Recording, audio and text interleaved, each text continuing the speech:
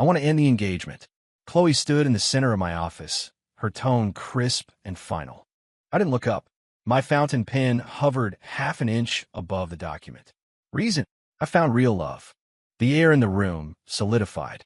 Outside the floor-to-ceiling windows, the Manhattan traffic streamed silently below. I am a CEO of Sterling Capital. She is the heiress to Vanderbilt Holdings. A marriage between our families was the outcome the entire social circle expected. For the past 3 years, Vanderbilt Holdings had climbed from a mid-tier company to a billion-dollar player solely because I've been backstopping their losses with cold, hard cash. Today was the day I was scheduled to sign a $1 billion interest-free capital injection agreement. With this money, the Vanderbilts would secure the massive Skyline project in Long Island City and finally gain a solid foothold in the market. And she chose this moment to run in here and tell me she was in love with someone else. I set down my custom gold Parker pen and looked up at her. Chloe was wearing a Chanel haute couture suit, arms crossed, chin raised, her eyes filled with poorly concealed arrogance. "Ethan, all you do is work and attend board meetings. Being with you, I feel zero emotional connection. Julian is different. He understands romance. He understands my soul. He's got back from Wall Street. He's a genuine financial prodigy." She slid the $4 million pink diamond engagement ring off her finger and slapped it onto the desk. "Click. Here's your ring back. Let's part on good terms. As for the business cooperation between our families, I hope you can keep personal and professional matters separate. Don't sabotage the Vanderbilt projects just because our relationship didn't work out." The entitlement was breathtaking. I stared at the pink diamond glinting under the recessed lighting, a low chuckle rolling in my throat. My fingers gripped the billion-dollar contract. I found the seam and ripped it down the middle. Riot. Chloe's pupils constricted, her brow furrowing instantly. "What are you doing?" I ignored her, feeding the torn contract into the shredder. The mechanical whine of blades chewing through paper was the only sound in the office. I hit the intercom button, locking eyes with Chloe. My voice was steady. "Harrison, come in here." 10 seconds later, my executive assistant, Harrison, pushed open the door. "Notify the finance department to stop all transfers to the Vanderbilt Skyline project," I said, leaning back in my chair, fingers interlaced. "Also, have legal draft a demand letter. We are immediately recalling the $200 million in bridge loans the Vanderbilts owe us. Deadline, 3 days." Harrison glanced at Chloe's ashen face, then nodded respectfully. "Understood, Mr. Sterling." "Ethan, are you insane?" Chloe slammed her hands on the desk, her manicured nails screeching against the wood. "You're mixing personal vendettas with business. You think pulling funds will force me to bow down? I'm telling you, keep dreaming." "Ms. Vanderbilt." I shifted formalities, watching her face contort with rage. "Sterling Capital is not a charity. The money I poured into your family over the last 3 years was because you were my fiancée. Now that you're off chasing true love, I naturally have no reason to use my money to support another man's girlfriend. Don't try to pressure me with money." Chloe grit her teeth. "Julian manages a massive venture capital fund on Wall Street. Even the scraps from his table would feed the Vanderbilt family for a decade. Do you really think we can't survive without you? Is that so?" The corner of my mouth quirked up. "Then I wish you a happily ever after. The door is behind you. I won't see you out." Chloe grabbed her limited edition Hermes bag, turned on her heel, and stomped toward the door. She paused at the threshold. She looked back, her eyes filled with haughty pity.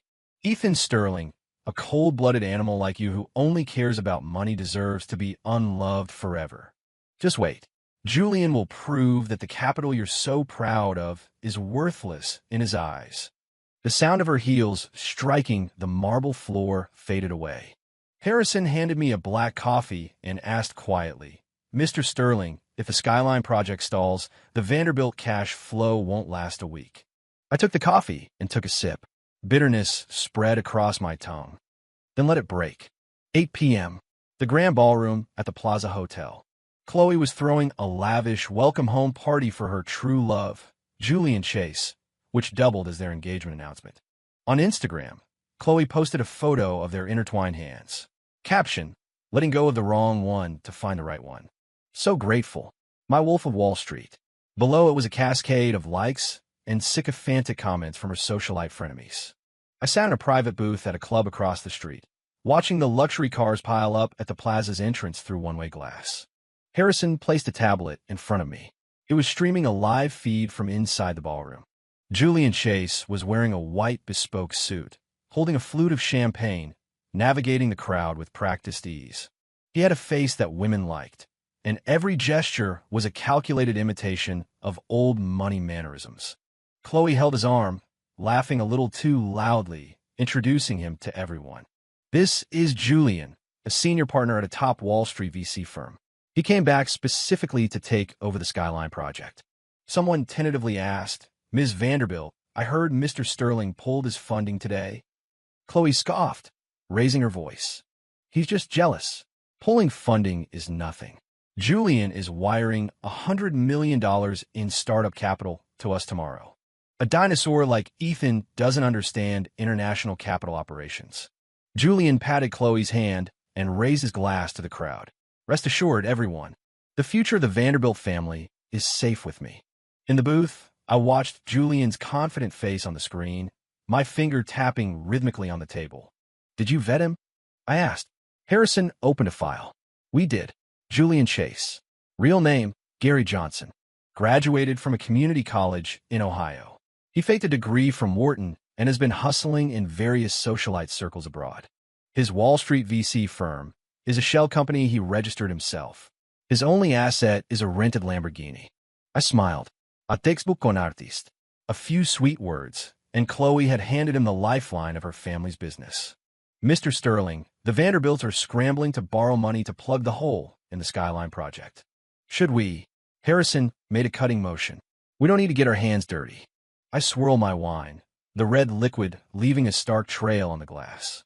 "Call the presidents of the big four banks. Just tell them Sterling Capital is conducting a risk assessment on the Vanderbilt Group." In our circle, the subtext was clear. If Sterling Capital thinks a company is risky, nobody lends them a dime. Also, send the file on Julian's shell company anonymously to the major contractors on the Skyline project. I stood up and walked to the window. The neon lights of the city flickered, illuminating the brutal laws of the concrete jungle. "Chloe, you want a pure love? Let's see if your love can survive when the filter of money shatters against reality." My phone buzzed. A text from Chloe popped up. "Ethan, Julian's money hits the account tomorrow. You're going to regret this." I swiped left and blocked the number. The show was just getting started. The next morning, 10 a.m., penthouse office, Vanderbilt Tower. Crash. A porcelain vase shattered against the wall. Richard Vanderbilt pointed a trembling finger at Chloe. "You ungrateful child. What have you done? Why did Ethan suddenly pull all the funds? And that demand for the $200 million bridge loan. The legal notice is already on my desk." Chloe stood amidst the shards, neck stiff with defiance. "Dad, what are you afraid of? Ethan is just a petty man taking revenge because I dumped him. We don't need him. We have Julian." "Julian? Can that pretty boy cough up $1 billion?" Richard gasped, clutching his chest. "Dad, you're underestimating him." Chloe stepped forward, her voice sure. "He's a partner at a major firm. He promised me last night that $100 million would hit the company account this morning. With that cash, the project continues, and we never have to look at Ethan's face again." Just then, the office door burst open. The CFO rushed in, sweating profusely, forgetting to knock. "Chairman, we have a problem." Richard's heart sank. "What now? Speak." "The banks just called. All of them. They've frozen our credit lines. All pending loan disbursements have been halted." The CFO wiped his forehead. "And the 8 major contractors for the Skyline project went on strike this morning. They're blocking the construction site, gates, demanding payment. They said, if we don't settle the balance, they'll file for involuntary bankruptcy against us." "What?" Richard's legs gave out, and he collapsed into his leather chair. Chloe froze, her face draining of color. "How can that be? Those bank presidents are your friends. You know nothing." Richard grabbed a file and threw it at her. "They were nice to us because of Ethan. Now that he's gone, who gives a damn about the Vanderbilt family?" Chloe bit her lip, refusing to admit defeat.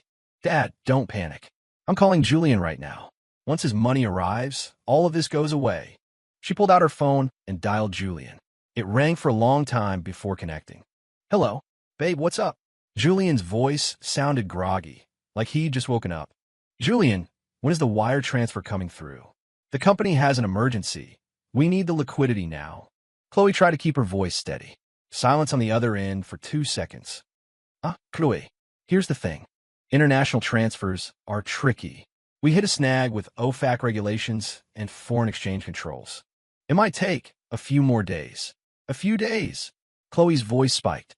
But yesterday you said it would be here this morning. Babe, do you not trust me? Julian's tone turned cold. You don't understand how Wall Street compliance works. If you can't handle a little pressure, how are you going to run the family business? I didn't mean that. Chloe immediately softened. But the contractors are blocking the gates. The banks are freezing accounts. Look, I have a video conference with Zurich. I'll push the transfer from my end. You just hold the line. Click. The call ended. Chloe held the phone, her palms slick with cold sweat. Richard looked at his daughter's expression and understood everything. He pointed at the door and roared, "Get out. Go beg Ethan. Even if you have to get on your knees, make him take back the withdrawal order." "I won't." Chloe grit her teeth. "I'd rather die than beg that cold-blooded animal." 7 p.m. The Pierre Hotel. The annual Global Finance Summit Gala. Anyone with an invite was a titan of industry. I sat at the center table, flanked by the mayor and the CEO of Chase Bank. Harrison leaned down to whisper in my ear. "Mr. Sterling, Chloe and Julian are outside." They tried to crash the party to solicit investors, but security stopped them. I swirled the champagne in my glass. Let them in. Minutes later, the ballroom doors opened. Chloe, in a wine-red gown, walked in clutching Julian's arm. They wore plastered-on smiles, trying to force their way into conversations with the elite. "Mr. Lee, hello. I'm Chloe Vanderbilt. This is Julian Chase from Wall Street. Chairman Wong, the Skyline Project is a golden opportunity." Wherever they went, people scattered like they had the plague. Everyone knew Sterling Capital had blacklisted the Vanderbilts. Who would dare catch a falling knife now? Sweat beaded on Julian's forehead. His smile was cracking. He pulled Chloe into a corner, hissing, "I thought you said your family ran this city? Why won't anyone talk to us?" "I don't know." Chloe was fuming. "Usually these people are desperate to suck up to me." Suddenly, the house lights dimmed. A spotlight hit the main table. The host's voice boomed. "And now, please welcome the guest of honor for this summit, the hidden architect behind the global equity giant Helios Capital, Mr. Ethan Sterling." Applause thundered through the hall. Chloe's head snapped up, staring at the main table in disbelief. I stood, buttoned my jacket, and walked slowly to the podium under the reverent gaze of the city's most powerful figures. "Ethan? Isn't he just the CEO of a local firm? How is he the head of Helios Capital?" Chloe's voice trembled. Helios Capital managed hundreds of billions in assets. Compared to them, the Wall Street firm Julian bragged about was a lemonade stand. Julian's face went sheet white. His legs began to shake. From the stage, I scanned the room, my gaze landing precisely on Chloe in the corner. Our eyes met. I saw shock, disbelief, and a creeping dawn of terror. My speech was brief. As I walked off the stage, Chloe pushed through the crowd, rushing at me like a mad woman to block my path. "Ethan, you lied to me. You have all this power. Why didn't you ever tell me?" Her eyes were red, her voice shrill. The dignitaries around us frowned. Security stepped forward immediately. I stopped, looking down at her like a stranger. "Ms. Vanderbilt, am I required to submit my asset portfolio to you? You're enjoying this, aren't you?" Chloe pointed a finger at my face. "You could use Helios funds to save my family with a snap of your fingers, but you're watching us die." I pushed her finger aside, took out a silk handkerchief to wipe my hand, and tossed it into a nearby trash can. "Chloe, get one thing straight. The Vanderbilt family is dying because you were stupid enough to hand your fate to a con man." I looked at Julian, who was cowering behind her, and smirked. "Gary Johnson, community college dropout, rented car enthusiast, scammer of socialites. That fund of yours has a registered capital of about $2,000, doesn't it?" A gasp went through the room. Julian shuddered, backing away. That's slander." Chloe whipped her head around to look at Julian, her voice shaking. Is what he said true?" Julian's eyes darted around, refusing to meet hers. Security I said, my tone dropping. Remove these trespassers. They're ruining the ambience. Burly guards moved in instantly, grabbing Chloe and Julian and dragging them toward the exit. Ethan, you can't do this to me. We loved each other. Chloe's screams echoed down the hallway. I raised a fresh glass of champagne and clinked it against the banker's glass next to me. Much better. Heavy rain lashed the city. The front gates of the Vanderbilt estate were being pounded by angry contractors. Red paint had been splashed across the ironwork, spelling out, "Pay your debts." Chloe curled up in the corner of the living room sofa, hands over her ears, trying to block out the noise. Upstairs, Richard Vanderbilt lay in bed. He had passed out yesterday from high blood pressure induced by the creditors and hadn't woken up since. Where is Julian? Where the hell is he? Chloe grabbed her phone, dialing frantically. The subscriber you have dialed is currently switched off. The robotic voice repeated on a loop. Chloe threw the phone, digging her fingers into her hair and pulling hard. 3 days. Just 3 days. Vanderbilt's stock had crashed, liquidity was zero, banks were calling in loans, and lawsuits were piling up like snow. She finally realized that the Vanderbilt family's glory over the last 3 years wasn't due to her business acumen. It was because Ethan stood behind her. Ethan left, and the sandcastle collapsed. The banging on the gate got louder. Someone was climbing the wall. Chloe bolted up, ran to the garage, jumped into the only remaining Porsche, and sped out into the storm. 30 minutes later, the Porsche screeched to a halt in front of Sterling Tower. Chloe didn't even grab an umbrella. She ran into the rain, throwing herself at the revolving doors. "Let me in. I need to see Ethan." 2 security guards blocked her path like stone statues. "Ms. Vanderbilt, Mr. Sterling has left instructions. No one from the Vanderbilt family is allowed entry. I'm his fiancée. You dare stop me?" Chloe screamed, her expensive makeup running down her face in dark streaks, looking like a ghost. A guard pushed her back firmly. "Ms. Vanderbilt, have some dignity. The engagement is over." Chloe fell into a puddle, muddy water soaking her dress. Just then, a black Rolls-Royce Phantom emerged from the underground garage and pulled up slowly in front of her. The rear window rolled down a third of the way. I sat in the shadows, watching Chloe in the mud. "Ethan!" Chloe scrambled toward the car, gripping the door handle, her nails scratching against the paint. "I was wrong. I was so wrong. Please save my family. If you invest, I'll marry you right now. I'll do whatever you say." I looked at the face that was once so proud, now twisted with abject fear. "Marry me?" I laughed dryly. "Chloe, do I look like I collect trash?" I picked up a document folder and tossed it out through the gap in the window. It hit Chloe in the face and scattered into the puddle. "That is an acquisition agreement for Vanderbilt's core assets. Price, $10 million. $10 million. Chloe shrieked. "Those assets are worth $3 billion. This is robbery. You don't have to sign." I hit the button to roll up the window. "By sunrise tomorrow, your company enters involuntary bankruptcy liquidation. You won't even get the $10 million then." The window sealed shut. "Drive." The Rolls-Royce crushed the water on the pavement and sped away. In the rearview mirror, Chloe knelt in the rain, clutching the wet contract, wailing in despair.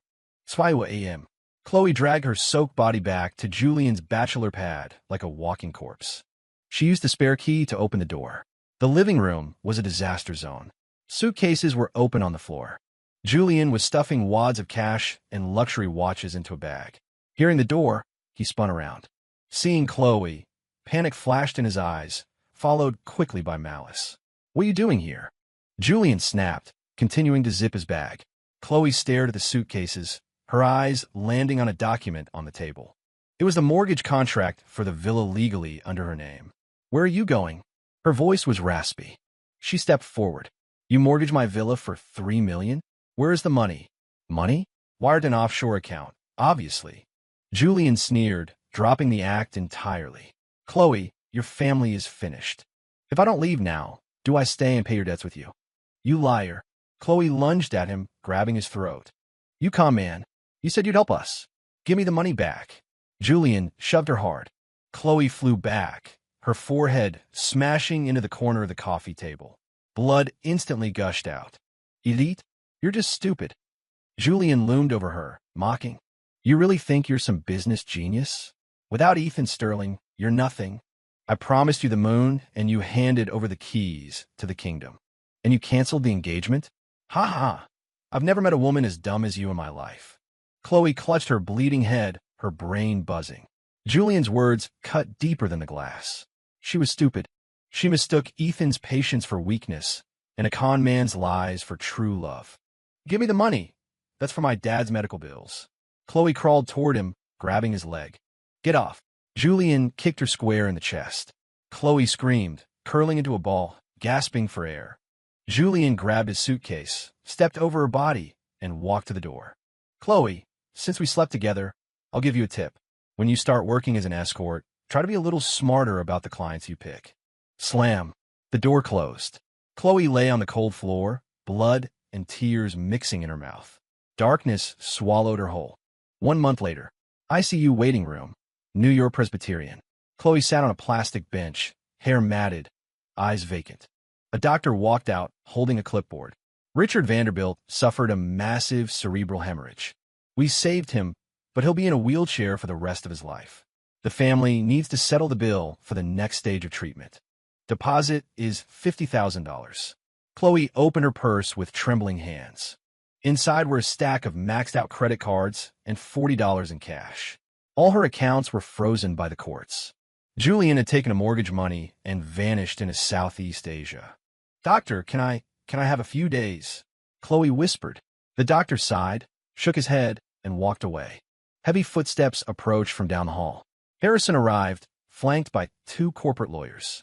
Ms. Vanderbilt. Harrison handed her a document and a pen. The bankruptcy liquidation is complete. This is the final asset transfer confirmation. Once you sign, the Vanderbilt Group officially belongs to Sterling Capital. Chloe looked at the paper, black spots dancing in her vision. Where is Ethan? I need to see Ethan. She jumped up, grabbing Harrison's sleeve. Mr. Sterling is very busy. He doesn't have time for irrelevant people. Harrison shook her off coldly. Please, just one meeting. My dad needs money for surgery. If he pays for it, I'll work for him as a servant. Anything. Chloe's knees gave out, and she collapsed at Harrison's feet. Harrison took a step back, his eyes void of sympathy. Ms. Vanderbilt, you seem confused. Mr. Sterling runs a business, not a charity. Your father's fate has nothing to do with us. Sign the paper. Don't waste our time. Chloe slumped to the floor. Shaking, she picked up the pen and signed her name. Each stroke felt like it was carving out a piece of her soul. Harrison took the file and turned to leave. At the corner, he paused and looked back. By the way, Julian Chase was arrested at the border. Guide Froth, but he blew most of the money already. Good luck, Ms. Vanderbilt. Chloe's world went black, and she fainted. 3 months later, a bitter autumn wind swept dead leaves across the sidewalk. Outside the Sterling Tower lobby, security was shooing away a woman in ragged clothes. Move it. This isn't a shelter. Chloe wore a pilled, oversized sweater. She clutched a plastic bag tightly. She was skeletal, cheekbones protruding, her eyes holding a frantic, unhinged light. I'm not leaving. I need to see Ethan. I'm his fiancé. Fiancé? The Vanderbilts went bankrupt months ago. Scram before I call the cops. The guard shoved her. Chloe fell, and the contents of her bag spilled out, empty plastic bottles she'd collected for recycling. The automatic doors slid open. I walked out in a trench coat, surrounded by executives. Chloe saw me. Her eyes lit up like she'd found God. She scrambled up and rushed toward me. Ethan! Ethan! The guards panicked, tackling her to the concrete just 2 feet from me. I stopped, looking down at the woman pinned to the ground near my polished dress shoes. Let her go, I said. The guard stepped back. Chloe crawled up to her knees, reaching for my leg. I took a step back. Ethan, I was wrong. I know I was wrong. Chloe looked up, snot and tears streaming down her dirty face. Julian was a liar. He ruined everything. Only you really loved me. Can we start over? I promise I'll listen to you. I'll do whatever you want. She sobbed, banging her forehead against the pavement. Thud, thud. Blood began to smear on the stone. Executives and passers-by stared, whispering. I looked down at her, feeling absolutely nothing. Chloe. My voice was quiet, but it cut through the wind. She stopped banging her head, looking at me with desperate hope. Do you really think a man who shreds a billion-dollar contract without blinking cares about a piece of trash that betrayed him? Chloe's expression froze. You aren't here because Julian tricked you. You're here because you were arrogant, stupid, and greedy. I leaned in slightly, my eyes cold. You destroyed the only wall protecting you from the world. Now enjoy the mud. I straightened up and looked at Harrison. If she appears within a mile of this building again, have her arrested. Yes, Mr. Sterling. I turned and walked to the waiting car. Behind me, Chloe let out a scream that sounded like a dying animal. The car door slammed shut, silencing the noise. 6 months later, the former Vanderbilt HQ. A massive crane was lowering the letters Vanderbilt from the top of the skyscraper. Replacing them were letters gleaming with cold metallic precision. Sterling. I stood on the plaza for the unveiling ceremony. Cameras flashed. Reporters thrust microphones in my face. Mr. Sterling, you acquired Vanderbilt assets for pennies on the dollar. Rumors say this was a calculated hostile takeover. What is your comment? I smiled a perfect media-trained smile at the lens. Business is survival of the fittest. Vanderbilt failed due to poor leadership. Sterling Capital stepped in to save thousands of jobs. As for the price, that was decided by the market. On the outskirts of the crowd, Chloe, wearing the bright orange vest of a city sanitation worker, leaned on a broom, staring blankly at the giant LED screen broadcasting the event. Her hands were red and cracked from cold. On the screen, I was royalty. On the street, she was invisible. The psychological break snapped something inside her. Her breathing turned ragged. Hey, quit staring and sweep. If I see one leaf on this block, I'm docking your pay. A supervisor yelled, kicking her broom. Chloe jolted. She looked at the supervisor's angry face, and suddenly, she let out a piercing, wretched laugh. Haha, I am the Vanderbilt heiress. I am Ethan Sterling's fiancée. You all work for me. She threw the broom down and started running into the street, waving her arms. Julian, give me my money. Ethan, I'm sorry, I won't cancel the wedding. Pedestrians dodged her, looking at her like she was a maniac. A street cleaner truck drove by, spraying her with freezing water. She sat in the gutter, laughing and crying, her mind completely gone. Harrison stood beside me at the ceremony, checking his phone. He whispered, Mr. Sterling, Chloe Vanderbilt just had a breakdown on Fifth Avenue. She's being taken to a state psychiatric facility. Also, Richard passed away in the nursing home this morning. I watched the red ribbon fall on the screen. Understood. The dust had settled. The debts were paid. 5 years later, Sterling Corp was now the undisputed king of the American capital market. I stood in my office on the 120th floor, looking down at the glittering lights of New York City. The intercom buzzed. Mr. Sterling, the Phase 2 plans for the Skyline District are in your inbox. Good. I took a sip of espresso and walked to the window. The glass reflected my face. Older, sharper, colder. Over the last 5 years, I had climbed over the bones of countless competitors to reach the summit. Occasionally, I thought of that rainy afternoon and the woman bleeding on the pavement. I heard that in the state hospital, she repeats the same action every day. She takes a napkin and pretends to sign a billion-dollar contract. Every time she signs, she smiles at the padded wall. Ethan, I signed it. The family is saved, right? Unfortunately, there are no time machines in this world, and nobody waits for a traitor. I drained the bitter coffee. The liquid burned down my throat, fueling the ambition that never slept. I turned back to my massive desk. New prey had appeared on the horizon. Ethan Sterling's empire was just getting started.